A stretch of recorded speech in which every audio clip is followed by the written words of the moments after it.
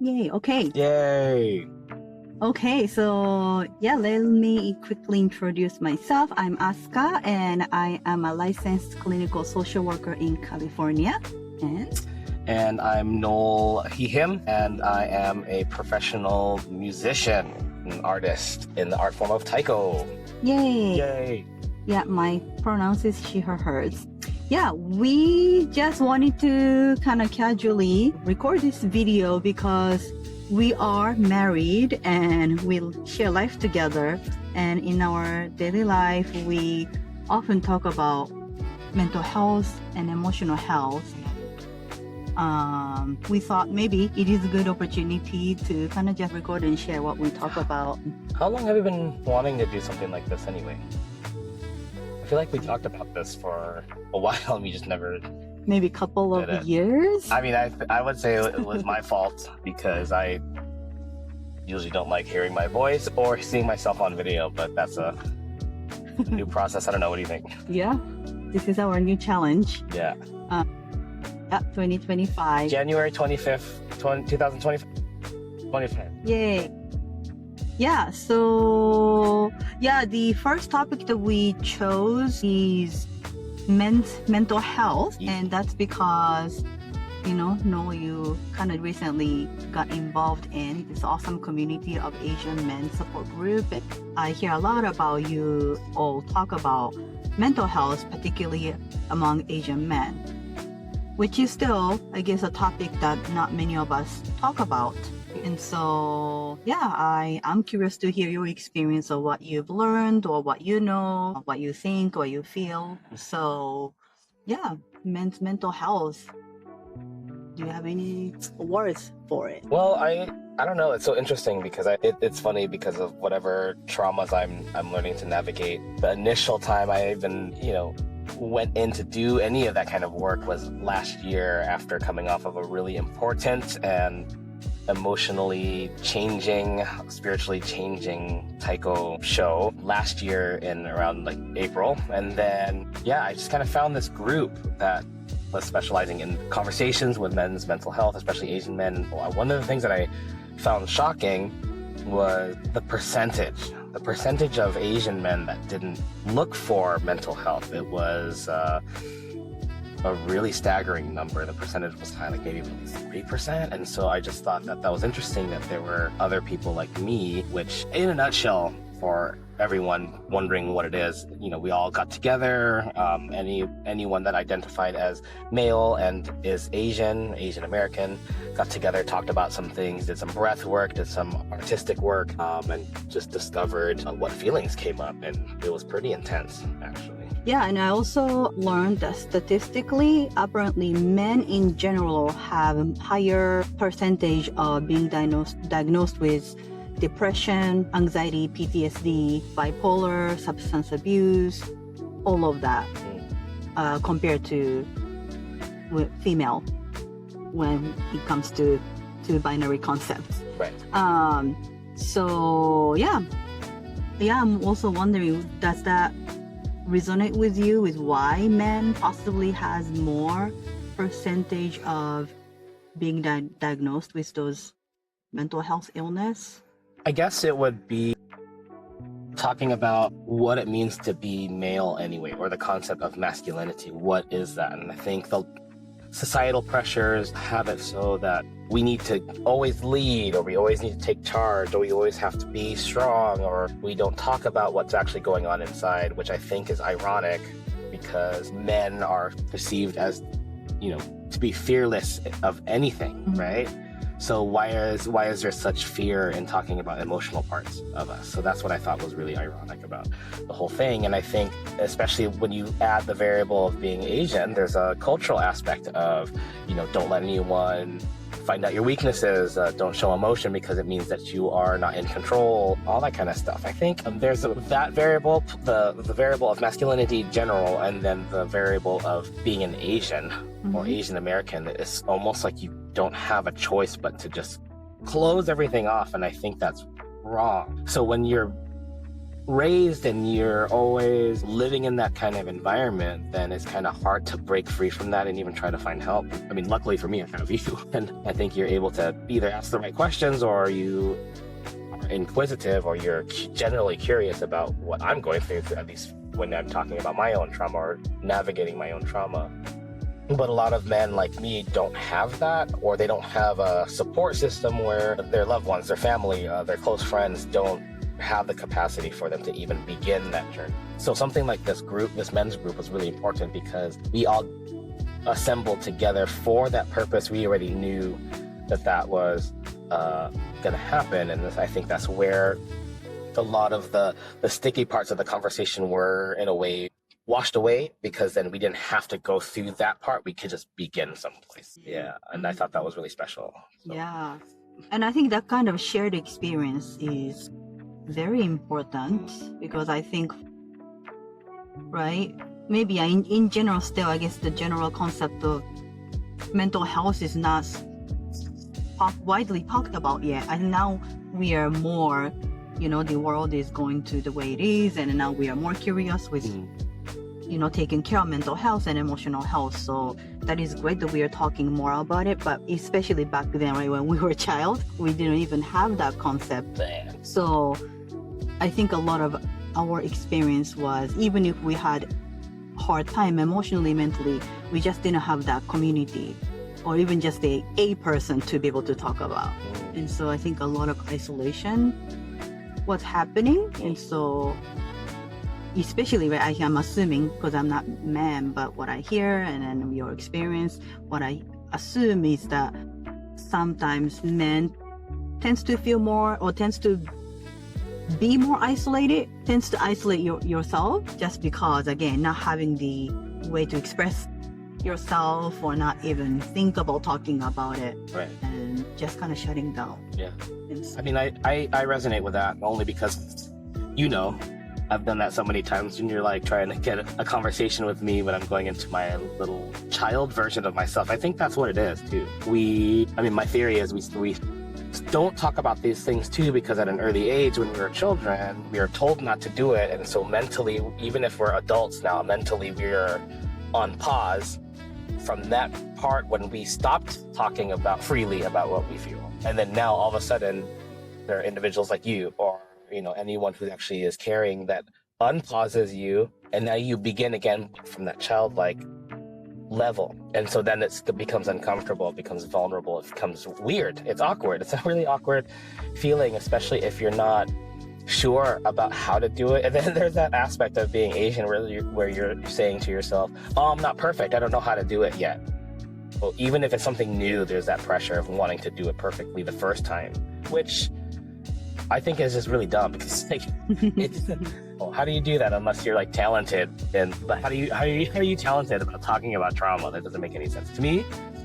And that's my experience, so that's my opinion about that. But that societal pressure, that cultural pressure, the key word was it? What did you say? Generational trauma, variable. Trauma. Yeah, I mean, we hear that a lot now. And I mean, the only other thing that I think about is everyone was trying their best at that time, whatever generation they're coming from, with the information that they had at the time. And so now we're trying to do the same thing. And the hard part of it is, how do you undo all that kind of stuff? All the moments. The whole journey. Yeah. Unlearning is so hard sometimes. I mean, I guess another question is, when you're saying unlearning, I guess my question for you isn't, for yourself, how did you find the passion to even want to go down this realm? I mean, I have some Japanese friends and some Japanese friends who are women, and we never really ever talked this deeply before.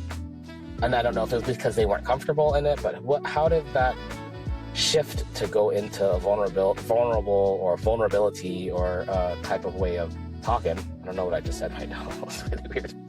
But what were you inspired by? What brought you to that journey? And how did you maintain staying on that journey of trying to discover or uncover or process through trauma, yours or someone else's? I think my journey of mental health started, not necessarily originally based on my experience, but me being a family member of someone who went through the mental health difficulty when I was a child. And so, yeah, that was the very beginning of my journey, starting about, kind of just learning about the concept of mental health and how that actually can affect the whole, life of the person, including the quality of life, but also, including even physical health. Like I saw, and it was my father who, went through some long years of mental health journey, and me kind of just witnessing his journey. I just kind of quickly learned how mental health breakdown can also affect physical breakdown, and also that can affect the whole, the ability to be able to work and even be able to talk with someone in general. And so, I think that just got me genuine curiosity of, wow, how can a person go through all of this because of mental health, difficulty. So, if anything, I just wanted to be, I guess the curiosity just, sparked in me, and I wanted to keep finding out, wow, like how can I then, if anything, then what is my role, or what can I do for those people who go through such a difficult time, to be of their support. So I think my passion or interest toward mental health journey started from there. And since then I have been always kind of just genuinely curious about what, others are going through in terms of, maybe trauma or emotional difficulty. And it doesn't have to be, always so severe trauma, but, anybody can experience to some extent of hardships in life. Life is full of ups and downs. And also in the process, right, me growing up also, of course, I went through some life's ups and downs that made me think of my mental health too. So, I think that journey just is just continuing, just being curious. Like, why is this person feeling and thinking this way? And why am I feeling and thinking this way? And what is affecting me? In what ways? It's just never, and it's never always only one way of understanding. And it really depends on the person's experience. And so, I guess I'm just genuinely curious of discovering that for everybody. Yeah, I mean, it is I think we use that word a lot these days is discovery, because discovery, I mean, it is excavating, it is digging into and taking out things that you find, examining them and wondering about it. And I think that is that is a place where we begin. Even navigating trauma, like even just doing this right now, there's some trauma that comes up, maybe potentially triggered because I didn't know when I stopped being able to listen to my voice or stopped being able to look at myself on camera. I remember when I was a kid, I had this really old tape recorder that you could hold in your hand. It was like clunky, it looked like a VHS tape, but then you could put any kind of tape in there and like you press record and you listen to your voice. And I was like recording like my favorite video game, songs, and like making really weird skits and stuff and making myself laugh by hearing them because I thought it was funny. I remember making them too, and I remember how hilarious it was for me. It was entertaining for me, and I didn't care. I didn't care what anyone thought, because I wanted to share it with someone because I thought it was funny, and then I didn't care if they laughed or not. I was like, so there was a freedom of just being me. That some time along the road that changed, and I don't remember where that child went. That child that was so fearless, invincible. I don't remember when the shift was where I was so self-conscious, and it was probably small microaggressions or small moments where people didn't believe in me, or small moments where people were trying to make me convenient for their life, that over time, stacked on top of each other, became this avalanche of stuff that buried me into this different reality or different identity of what I need to be comfortably for everybody else to digest my real personality. now as I get older and I am starting to, you know, come into communication or contact with other individuals, namely Asian men that are like me, that go through a similar process or go through a similar maybe awakening, you know, I realize that at some point we have a lot of work to do to try to reverse all the stuff that was implemented on us without our consent. So, I mean, I think going into this project, you know, this is our very first episode. If this is going to be an episode thing, and I just kind of I feel my awkwardness. I feel really like inorganic in my own skin. I'm conscious of the lens. I'm conscious of the microphone, and I wonder through this journey. Thank you. I wonder through this journey how this evolves me, how this evolves you, and then how do we change as a couple, being so candid about our discovery, because we have these conversations all the time, we just never record it. And I think when we finally get our minds together, we come up with some really cool ideas.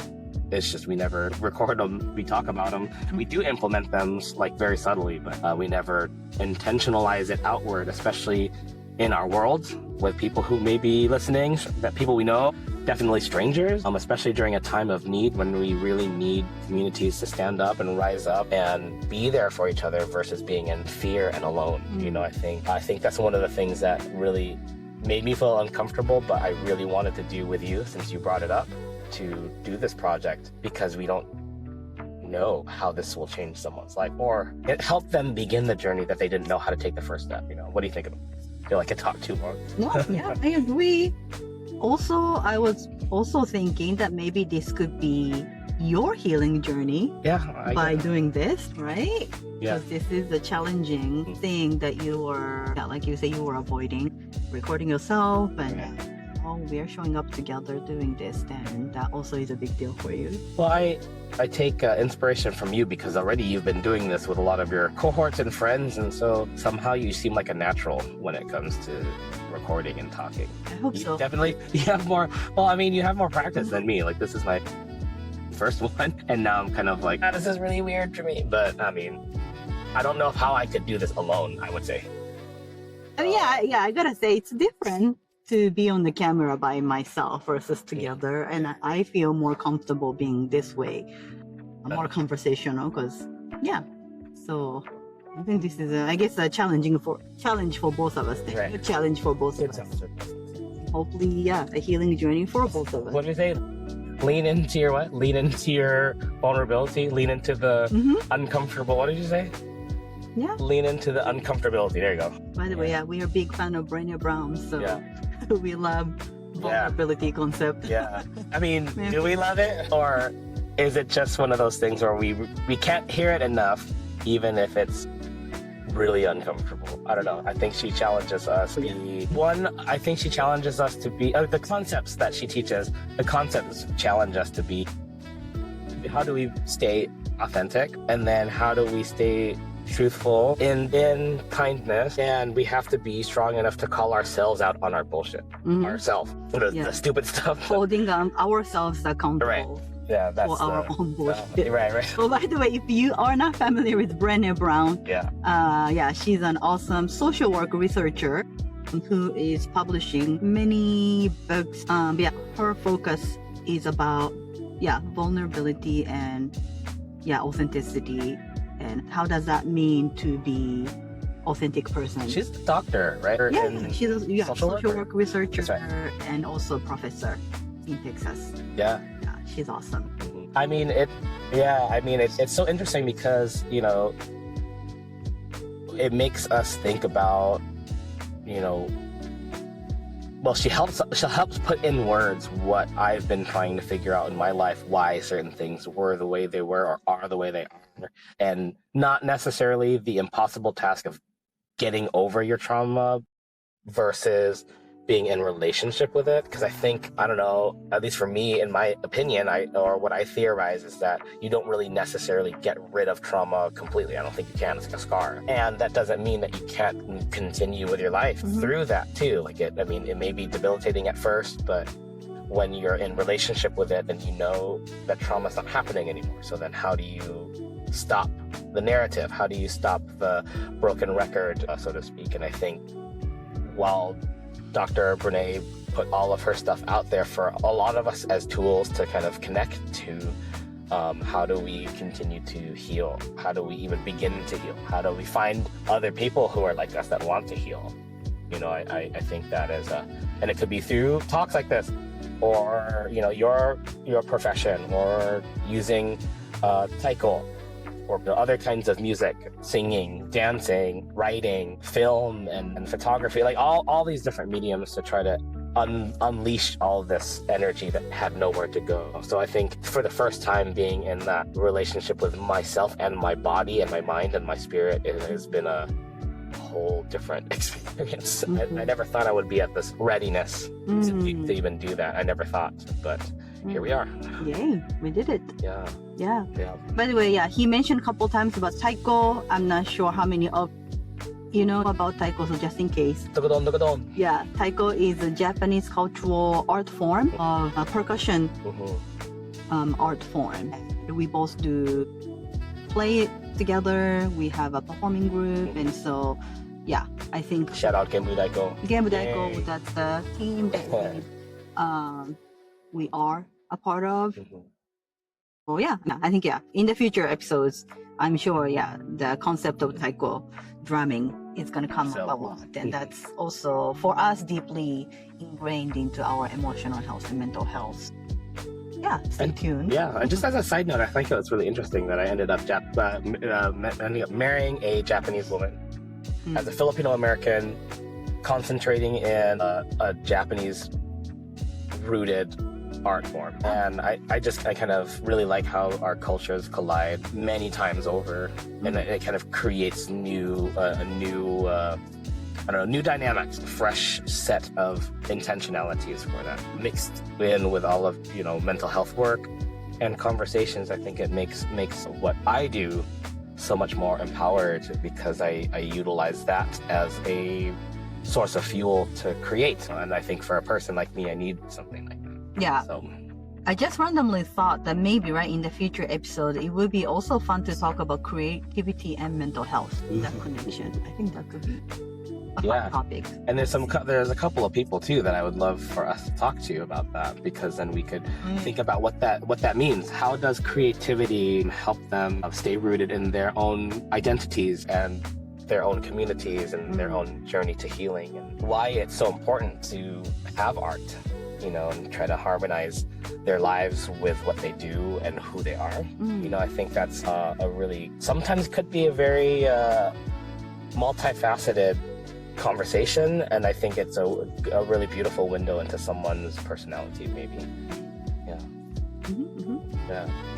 Because I mean, as far as art is concerned, I think sometimes art is a way to truly express what you feel, because words aren't enough sometimes. I agree. And it can be in many different ways to express through art. It's not only one type of art.